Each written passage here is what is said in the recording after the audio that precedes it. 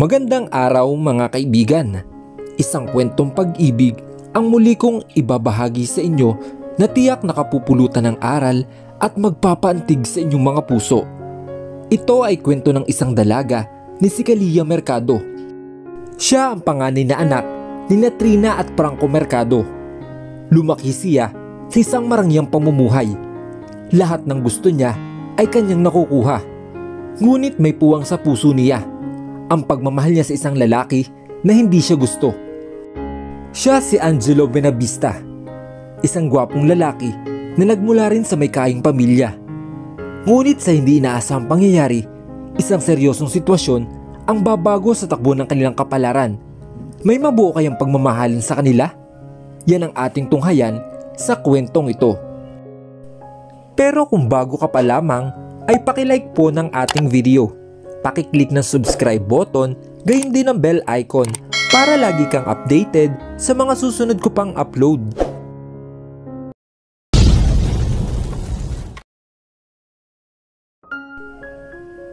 You should try going out sometimes, Trina. It's really not good for a woman to stay all day in her room, doing nothing but stalking a man's social media account. Sabi ng mami Trina niya pagkabukas niya ng pinto ng kwarto niya. Ma, hindi rin maganda lumabas ang babae kahit wala siyang gagawin. Tsaka, hindi na rin ligtas lumabas ngayon. Masaya na po ako dito sa kwarto ko. Sinagot ni Kalia ang kanyang ina nang hindi inalis ang atensyon sa kanyang telepono. Masyado siyang abala sa pag-scroll nito at paglalaway sa mga larawan ng lalaki na matagal niyang minamahal. Pero tingnan mo, Kalia, masyado ka nang namumutla. Para ka na dyang zombie. Maglakad-lakad ka na lang sa labas ng bahay para masikatan ka ng araw. Hindi ka ba nag-aalala sa sobrang putla na ng mukha mo? Mukhang tatalunin mo si Snow White sa sobrang putla. Patuloy siyang pinapagalitan ng kanyang ina at inikot niya ang kanyang mga mata. Heto na naman, bulong ng isip niya. Bumangon siya sa kanyang kama na hindi inaalis ang atensyon sa kanyang cellphone. Okay, mom, I'll go take a walk outside. As what you have said. My God, you're nagging me very early in the morning. Sabi niya saka lumabas ng kwarto niya. She's busy looking at the pictures of Angelo Benavista habang pababa siya sa kwarto niya. Oo, ang lalaking mahal na mahal niya sa halos 5 taon na ngayon ay si Angelo Benavista. Isang napakasikat na anak ng isang bilyonaryo. Isang napakagwapong lalaki at may umaapaw na sex appeal. Isang lalaking gugustuhin ng kahit sinong babae habang buhay. Matalik na magkaibigan ang kanyang mga magulang at ang mga magulang ni Angelo na naging dahilan upang magkakilala sila. Ngunit hindi close silang dalawa. Minsan, kapag pumupunta sila ng mga magulang niya sa bahay ni Angelo, ilang beses niya itong sinusubukang kausapin pero hindi man lang siya pinapansin nito. He just ignore her presence like he keeps on showing that he's not interested in her. At alam niya iyon. Alam din niya na may girlfriend ito pero wala siyang pakialam. Ganun mo ba talaga siya kagusto? Sabi ng tatay niya na si Franco na nasa likod niya at halos atakihin siya sa puso sa gulat. Dad! Gulat na sigaw niya. Huminga siya ng malalim habang nakahawak sa dibdib niya. Natawa ang daddy niya sa naging reaksyon niya. Bakit? Panunuyan niyang tanong. Ginulat mo ako. Muntik na akong atakihin sa puso. Pwede bang sa susunod, huwag mo nang gawin yan? Baka mawalan ka na ng magandang anak na maaga. She said as she pouted her lips and stomped her feet on the ground like a little girl. Umiling-iling ang kanyang ama sa kaniya. Ilang beses ko nang tinawag ang pangalan mo, pero hindi mo man lang ako sinasagot o linilingon. Akala ko may ginagawa kang importante sa phone mo, pero tingnan mo nga yung ginagawa mo. Ini-stalk mo naman siya eh. Tumingin sa kanya ang kanyang daddy na may mapanok sa mukha. So what, Dad? It's not like he will be mine one day. Sagot niya sa ama saka inilibot ang tingin sa kaniya. Umupo siya sa couch sa sala nila Oo, alam niya iyon. No need to slap it in her face. Alam na niya na hindi pwedeng maging kanya ang lalaki sa buong buhay niya. Dahil may iba na siya at nakaramdam siya ng sama ng loob. Like what's wrong with her? Nasa kanya na ang lahat. Siya ay maganda, hot, drop dead gorgeous, matalino, sikat at mayaman. Pero parang hindi niya maintindihan kung bakit ayaw sa kanya ng lalaki. At habang iniisip niya iyon, nagbago ang ekspresyon niya. Nalungkot ito at hindi niya alam na napansin ito ng kanyang ama. Ganun mo ba siya kagusto, Kalia? Tanong ng kanyang ama sa seryosong boses. Malungkot siyang tumingin sa kaniya. I just don't like him, Dad. You know, I love him. And I really don't know why. Kahit pa ulit-ulit niya akong binabaliwala, parang hindi ko rin siya mapapansin. Sabi niya. Don't worry. One day, he'll realize your worth. Just don't put yourself too much. Enjoy your life for now, Kalia. And you have a lot of suitors out there. Just pick one of them that you can hang out kahit pansamantala. Hindi pa naman magugulo ang mundo eh. Umupo ang kanyang ama sa tabi niya. Talaga ba, Dad? You're going to give me to just someone out there kahit kilala mo na yung taong gusto ko? Hay nako, iba ka talaga, Dad. Believe din ako sa iyo eh. Are you really my dad? Hindi makapaniwalang sabi ni Kalia, pero biro lang iyon para sa kanyang ama. Alam niya na medyo pinapaginhawa at pinapasaya lang siya ng kanyang ama sa sitwasyon na iyon. Hey! You totally got me wrong, Kalia. I just said, enjoy your life for now. Sumusobra ka na ah. Umiling ang kanyang ama saka tumawa. Napangiti siya sa reaksyon nito. I know right, Dad? Duh. I'm just going along with the flow. Sagot niya saka mapanoksong piniikot ang kanyang mga mata na lalong napatawa ang kanyang ama. Masyado kang makulit, Kalia. Kaya ako ang anak mo, Dad eh. Nagmana lang naman ako sa iyo. Ngumiti siya ng malawak sa ama. Oo na. Sabi niya saka tumayo mula sa couch.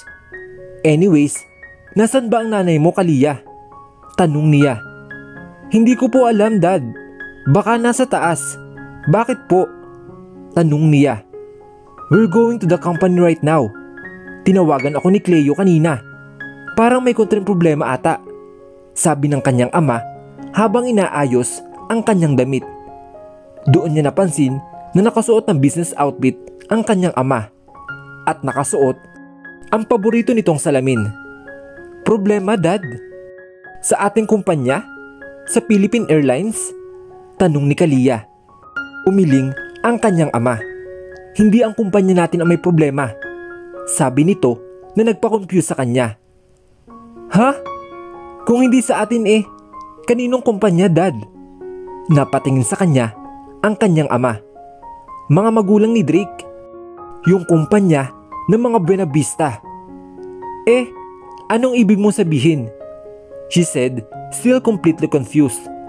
Sa tingin ko, malulugi na ang kumpanya nila. Sabi ng kanyang ama at biglang tumayo si Kalia sa kanyang kinaupuan. Ha? Hindi pwedeng mangyari yun, Dad. Hindi totoo yan. Ano na lamang ang mangyayari sa kanila kapag nagkataon? Ano mangyayari kay Angelo? Kailangan natin siyang tulungan. Huminga siya ng malalim. Bibisitahin niya ang mga magulang ni Angelo bukas para magtanong tungkol sa mga bagay-bagay. Oo, dapat niyang gawin iyon. Baka makatulong pa siya. Umaalingaw-ngaw ang musika sa buong bar. May mga babae nagsasayaw sa dance floor. Nalasing at halos lahat ay may tama na. Mayroon ding mga babae na patuloy na gumigiling ang kanilang mga katawan sa iba't ibang lalaki. Napalingon na lang si Angelo sa senaryo na nakikita niya. Nasa isang sulok lang siya at tahimik na umiinom ng paborito niyang alak. Nasa isang sulok lamang siya at ini-enjoy ang wine na iniinom niya. Nasa Tricia's Bar sila, isa sa sikat at pinakamagandang bar sa bayan para sa mga mayayaman na katulad niya. Mga bachelor, millionaires, billionaires at kahit anumang tawag sa kanila, lahat sila ay naroroon sa bar na iyon. Pumunta siya sa bar dahil tinawag siya ng mga kaibigan niya. Ayaw niyang sumama dahil wala siya sa mood at nag-away ang girlfriend niya na si Amanda. Pero wala siyang nagawa dahil sinundo na siya ng mga ito. Kaya kahit labag sa kalooban niya, sumama na lang siya. "Hoy pare, anong ginagawa mo? Tara na at enjoy na natin ang gabi. Huwag kang masyadong masungit," sabi ng isang kaibigan niya na si Lucas. May bitbit itong bote ng alak at sumasayaw habang papalapit sa kanya. "Wala ako sa mood, Lucas. Just leave me alone and enjoy yourself," inip niyang tugon at ininom ang alak na hawak niya. "You're ruining the night because of your grumpiness. Just let Amanda do what she wants. It's her life, man. Why are you stopping her in reaching her dreams?" sabi ng isa pa niyang kaibigan na may kasamang babae ng lapitan sila na si Noel. Bigla niyang naalala ang pag-aaway nilang dalawa. Nais ni Amanda na umalis patungong Amerika upang ituloy ang kanyang pangarap bilang isang modelo at hindi nagustuhan ni Angelo ang idea ng kanyang pag-alis. Alam niyang mawawalan ito ng oras sa kaniya at sa kanilang relasyon dahil malayo ito. Magiging limitado rin ang kanilang mga pagkikita at pag-uusap. Makakapunta naman siya sa Amerika gamit ang private plane nila. Pero iba pa rin kapag nasa tabi niya lang ito. Mas magiging komportable siya sa ideya na iyon at sa ganoon na desisyon. Ngunit nagalit ang dalaga sa desisyon niya. Napigilan siya sa pag-abot sa pangarap niya. Aniya, parang pinaghihigpitan at pinagbabawalan siya nito sa mga bagay na gusto niya at kinagigiliwan niya. Napabuntong hininga na lamang siya at naalala niya ang pag-aaway nila. "It's not like I'm stopping her to reach her dreams. You guys just don't understand me. I love her so much. That's why I don't think I can't let her go far away from me," sabi niya sa kanyang mga kaibigan. At totoo naman iyon. Natatakot siya na mapalayo ang babae sa kaniya dahil baka makahanap ito ng iba. At hindi mo rin maintindihan kung ano ang gusto niya. Hayaan mo siyang mabuhay, Angelo. Huwag mo siyang pigilan sa gusto niyang makamit. Kung patuloy mo siyang pipigilan, ito ang magiging dahilan ng breakup ninyo. Stop being too possessive sa kanya, Angelo. Trust me, sabi ni Lucas sa kanya at napaisip siya. Siguro tama sila. Siguro masyado siyang mahigpit at possessive sa babae at hindi niya maintindihan ang gusto nito. Siguro dahil sa pagiging possessive niya ay maisipan nitong iwan siya. Hindi niya yun magagawa. Hindi gagawin ni Amanda yun.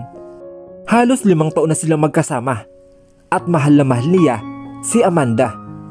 Mababaliw ang pag-iisip niya sa kakaisip ng mga ideyang iyon. Siguradong mababaliw siya for sure. At baka makagawa siya ng mga bagay na napaka-imposible kapag nagkataon. Napabuntong hininga siya. Okay, maybe you guys are right. Maybe instead of stopping her, I should support her instead. Iyon lang naman ang magagawa ko para sa kanya kung tutuusin, sabi niya dito. Humiyaw naman ang mga kaibigan niya sa sobrang tuwa nang marinig ang sagot niya. Yan ang pare natin. You should have thought of it very sooner para hindi ka nagsayang ng oras sa pagtambay dito sa sulok. Nagtatampo na parang sira. Hay nako, sabi ni Lucas. Okay, now that you're all good, stand up and join us. Let's enjoy the night without thinking of anything. Sige na baby. Masayang bulas ni Noel sa kasumenyas na mag-toast. Tumango si Angelo mula sa couch. Pagkatapos ay nag-toast kasama ang kanyang mga kaibigan. Hindi na niya iisipin si Amanda ngayon. Mag-i-enjoy na lang muna siya sa gabi. Tapos bukas na maaga ay pupuntahan niya ito at sasabihin sa kanya na nagdesisyon na siyang suportahan siya sa kanyang pangarap na maging isang sikat na modelo. Ngumiti siya at humigop ng alak na hawak niya at sinabayan ang tugtog ng musika. Kinaumagahan, nagising si Angelo sa sobrang sakit ng ulo. Umakyat siya sa kanyang kama at umiikot ang kanyang ulo. What the? Kailangan ko na talagang tumigil sa pag-iinom. Bumuntong hininga siya. Hinaplos niya ang kanyang ulo. Saka sinubukon tumayo pero nabigo siya. Kinuha niya ang kanyang cellphone sa bedside table niya at nakita niya na 9 AM na ng umaga. Kailangan niyang puntahan si Amanda. Kaya kahit parang umikot ng ulo niya at malapit na siyang masuka dahil sa hangover, nagawa pa rin niyang tumayo at naglakad papuntang banyo para maghilamos.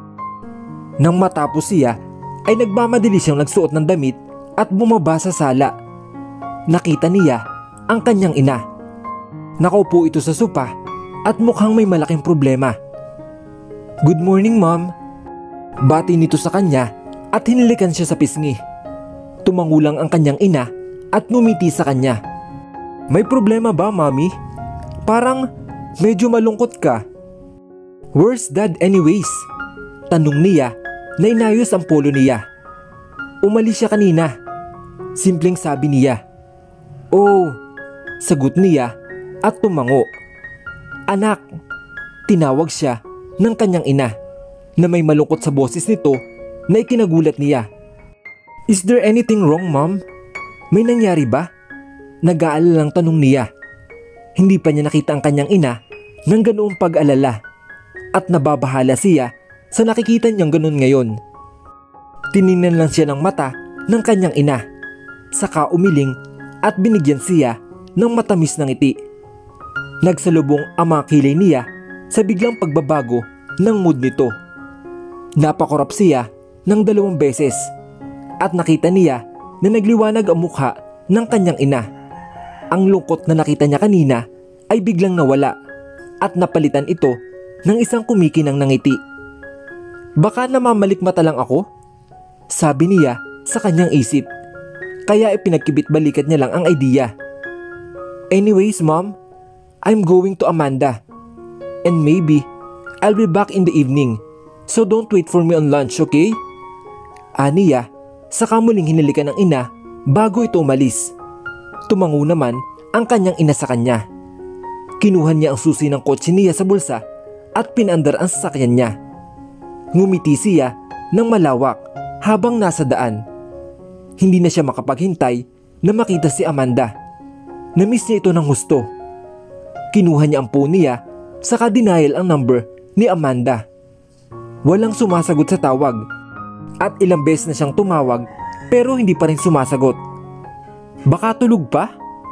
Umiling siya. Tapos sosorpresahin na lang niya. Patuloy siya sa pagmamaneho habang iniisip ang babaeng pinakamamahal niya. Pumunta si Kalia sa bahay ni Angelo noong sumunod na araw. Sa pag-aakalang makikita niya ito, ngunit sa kasamaang palad nang papasok na sa gate ng kanilang village ay nakita niya sa sakyan ng lalaki na papalabas na. Sumilip siya sa bintana at nakita niyang si Angelo iyon. Tatawagin na sana ni Kalia ito, ngunit napigilan niya ang sarili nang mapansin baka hindi naman siya nito pansinin at mapahiya lamang siya. Napabuntong hininga na lamang siya saka nagpatuloy sa pagmamaneho sa bahay ng lalaki. Ipinarada niya ang kanyang sasakyan at saka pumasok sa bahay. Nakita niya ang ina ni Angelo na nasa sala. Nakaupo at nakatingin sa kawalan at parang may kung anong malalim na iniisip at malaking problema. Hello po, Tita Claudia. Tinawag niya ang babae at nagulat ito nang makita siya. Tumayo ang ginang mula sa sopa nang makita siya at lumapit sa kanya para yakapin siya. Kalia, isang mainit na yakap ang ibinigay niya rito. It's good to see you, darling. How are you doing? Tanong niya, saka siya dinala sa couch para maupo. Ang nanay ni Angelo ay 50 anyos na, kasing edad ng nanay ni Kalia. Ngunit napakabata niya para sa kanyang edad. Kapag nakita mo siya, hindi mo akalain na siya ay higit sa 40s na. She has a very white skin that go pinkish if you try to pinch it. Meron din siyang pink lips and a very beautiful brown eyes. Napaka-silky at straight ng buhok nito at napakaganda niya. Ganon din ang asawa niya na si Tito Hector. Masyado din siyang gwapo. No wonder kaya gwapo din si Angelo. Nakuha niya ang lahat ng tingin mula sa kanyang mga magulang. I'm good, tita. How about you? Parang malalim ang iniisip mo kanina bago ako dumating ah. Sabi niya saka umupo sa tabi nito. Ayos lang ako, Trina. Kumusta ang mama at papa mo? Tanong nito sa kaniya. Naramdaman ni Kalia ang lungkot sa boses nito kahit pangumiti ito sa kaniya. Pareho silang busy and in good condition, tita. Doing well in the business as usual. Sinabi niya na nagpawala sa ngiti ng ginang at napagtanto niya na hindi ito ang tamang sabihin. Nakalimutan niya na hindi maganda ang takbo ng negosyo ng kanyang tita sa ngayon. Ang sarap naman pakinggan kung ganoon. Sagot ng tita Claudia niya na may bahagyang ngiti. Sa totoo lang, tita, pumunta ako dito kasi may narinig akong balita mula kay daddy. Totoo po ba? Tanong niya na ikinatingin ng babae sa kanya. Oh, okay lang. Kung hindi maayos ng asawa ko ang problema, malamang kailangan nating magpahinga muna sa negosyo at maglaylo muna. Malungkot itong ngumiti sa kaniya. Nang makitang malungkot ang kanyang ngiti, ay sumasama ang loob ni Kalia. May tutulong po ba ako sa inyo, tita? Sabihin mo lang sa akin. Baka matulungan ka rin ni mama at papa. Sabi niya dahil ayaw niya itong nakikitang malungkot. Parang magulang na din kung ituring niya ang pamilya ni Angelo. I don't think you can, honey. But don't worry. If time comes that I'll ask for help, you'll be the first person that I'll ask for it. Sabi ni Tita Claudia niya na nagpatibok ng kanyang puso. Lagi ako nandito para tulungan ka, tita. Sabihin niyo lang po. Siya ngumiti ng matamis sa ginang. Umalis siya? Tanong ni Angelo sa kasambahay. Kararating lang niya sa bahay ni Amanda at sinabihin siya ng kasambahay na umalis na siya. Kinuha niya ang phone niya sa bulsa at dinayal ang number ni Amanda pero hindi ito nag-ring.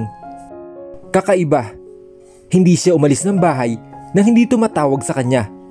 Baka may photoshoot siya at nakalimutan niyang sabihin sa kanya. Napaisip siya. Siguro, hihintayin ko na lang siya dito. Sabi niya, saka umupo sa couch. Sinabi ba niya sa inyo kung saan siya pupunta? Parang hindi ko siya makontak. Bakit kailangan pa niyang patayin ang phone niya?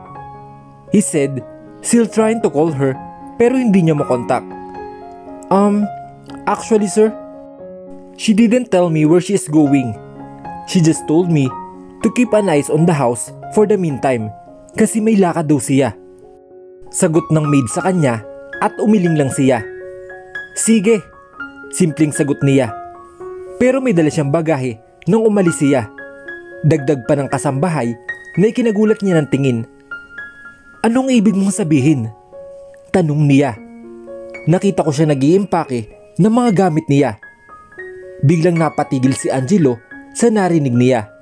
Saka tumakbo kaagad sa kwarto ni Amanda. Naging mabigat ang kanyang paghinga. Ayaw niyang isipin, pero paano kung umalis si Amanda? Hindi niya magagawa sa akin iyon. She just can't do that. He muttered in his mind. Nang buksan niya ang pinto ng kwarto ni Amanda, diretso niyang binuksan ang aparador nito at napalulok siya nang wala nang gamit siyang makita. Walang laman ang wardrobe niya. Sinuri niya ang bawat bahagi ng aparador ngunit wala siyang nakita kahit isa. Bigla siyang napaupo sa sahig. Parang nanghina siya. Hindi niya kaakalain na iiwan siya ni Amanda nang ganun-ganun lang. Noong napagdesisyon niyang suportahan siya sa kanyang mga pangarap, doon niya ito iniwan nang walang kamalay-malay. Pakiramdam niya ay pinagtaksilan siya. Tumulo ang mga luha niya sa kanyang mga mata. Masakit na parang impyerno ang binag sa kaniya. Ito na ba ang parusa ko sa pagiging sobrang possessive ko sa kanya? Hindi naman ako nanloko. Binigay ko naman ang lahat at ang gusto. Ang gusto ko lang naman ay makasama siya. Magkasama kami habang buhay hanggang sa pagtanda. Pero bakit? Bakit kailangan niya akong iwan? Tumayo siya mula sa pagkakahiga at tumingin sa paligid ng silid. Ang kanyang titig ay napako sa mesa kung saan nakapatong ang isang papel. Pinuntahan niya ito para kunin. Dear Angelo, sana sa oras na makita mo at mabasa mo ang liham na ito ay nakalis na ako papuntang Amerika. I'm sorry for not telling you soon enough na aalis ako ng ganito kaaga dahil alam ko na pipigilan mo lang ako at hindi ko hahayaang gawin mo iyon. Alam mo bang matagal ko na itong pangarap? Sana maintindihan mo ako.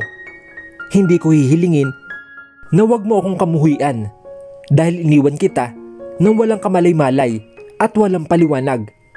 Ang gusto ko lang malaman mo kung gaano kita kamahal. Huwag mong kalimutan na laging alagaan ang iyong sarili at kumain sa oras. Huwag masyadong matigas ang ulo at sa huling pagkakataon, I love you man. Yours, Amanda.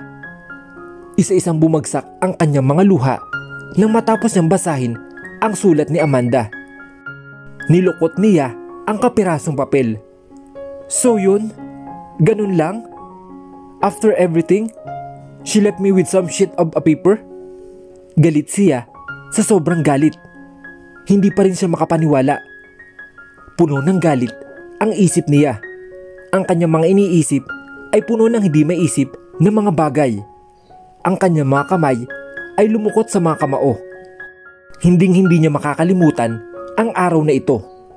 Hindi niya makakalimutan ang ginawa nito sa kanya. Padabog siyang lumabas ng kwarto ng babae at saka dumiretso sa kotse niya. Sinuntok niya ang manibela ng kanyang sasakyan at nagmura na parang wala ng bukas. Kailangan niyang uminom. Kailangan niyang kalimutan siya. Kailangan niya itong mawala sa sistema siya. Dali-dali niyang pinaharurot ang kanyang sasakyan habang pumapatak ang mga luha niya sa kanyang mga mata.